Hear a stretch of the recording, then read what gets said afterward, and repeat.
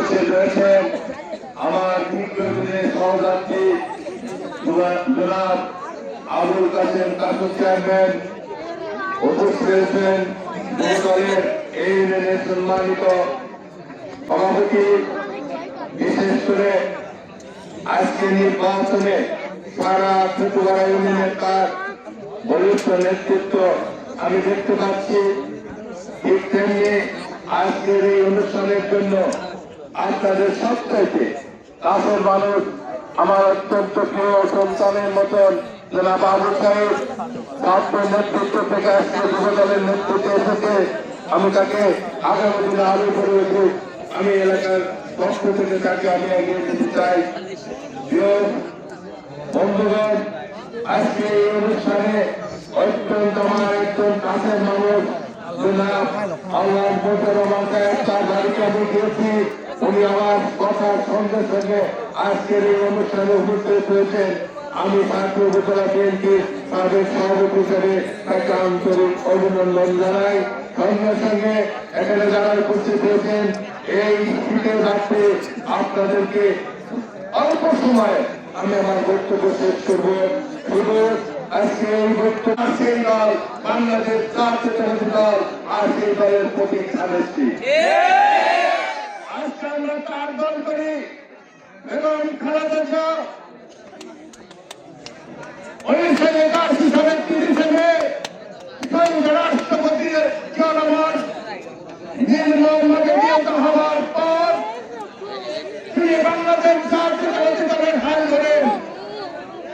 তিনি বাংলাদেশের 3 দিনের প্রধানমন্ত্রী ছিলেন। আমরা তার দল করি। আমরা বিদেশি নই, আমরা বাংলাদেশকে প্রতিষ্ঠিত করেছি। আমরা বাংলাদেশের গরিব মানুষকে মিডল ইস্টের চাকরি করে দেওয়ার ব্যবস্থা করেছি। তার বদৌলতে আজকে এই এলাকার যে সমস্ত ভাইরা বিদেশে রয়েছে তার প্রতি এইটুকু বলবো, এটা শহীদ রাষ্ট্রপতি জিয়াউর রহমান। আমি 2019 সালে হজ করেছি। আমি আরাফাত ময়দানে শহীদ রাষ্ট্রপতি জিয়াউর রহমানের অনুদানে সেই আরাফাত ময়দানে হাজার হাজার বৃক্ষরোপণ করে বাংলাদেশের সুনাম বিদেশকে প্রতিষ্ঠিত করেছেন এবং আরাফাত ময়দানে তার স্মৃতি পালন করে আজকে আমরা দেখতে পাই।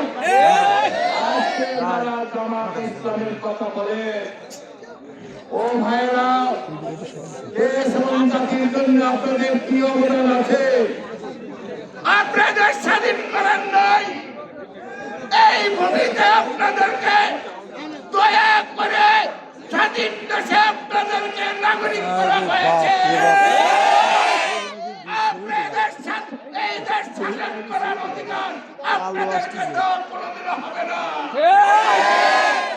আপনারা ভেবেছেন আল্লাহর আইন সত্যের শাসন, কোথায় আল্লাহর আইন সত্যের শাসন? প্রিয় ভাইরা, না এই ফোন উনি ওনাকে বেগম খালেদা জিয়া মন্ত্রিত্ব দিয়েছিলেন। সামনে দিতে কাকা।